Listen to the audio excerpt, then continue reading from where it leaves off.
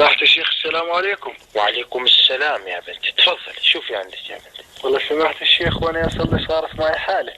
تفضلي، شو الحالة اللي صارت؟ وانا بصلاة العصر يا شيخ بالركوع طلع صوت. صوت شو يا بنتي؟ يعني وبشتهى اقول لك طلع صوت طن. يعني ضربتي؟ نعم يا سيدي. ضربتي كويس بحالة الركوع؟ نعم يا سيدي. كويس. فيك تصفي لي يا اختي مدى قوة الضرطة شلون كانت؟ والله يعني بشتهى اقولها يا شيخ، انت قولها. ايوه، يعني مثلا كانت قوة الضرطة هيك؟ لا اقوى يا شيخ. اقوى، يعني كانت مثل هيك؟ كمان اقوى يا شيخ. كمان اقوى، يعني مثلا كانت قوة الضرطة هيك؟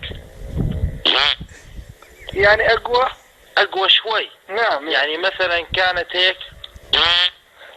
بعد اقوى شوي يا سيدي. اقوى شوي. كويس. يعني مثلا كانت قوة الضرطة هيك؟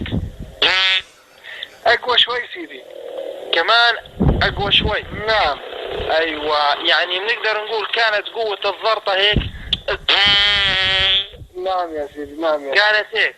نعم يا سيدي. يا اختي بهالحالة انت ما ضربتي، انت بهالحالة خريتي. شكرا. خريتي خراء مبرحا، والله يعطيك العافية. شكرا يا سيدي. اهلا وسهلا يا بنتي، 100 وردة.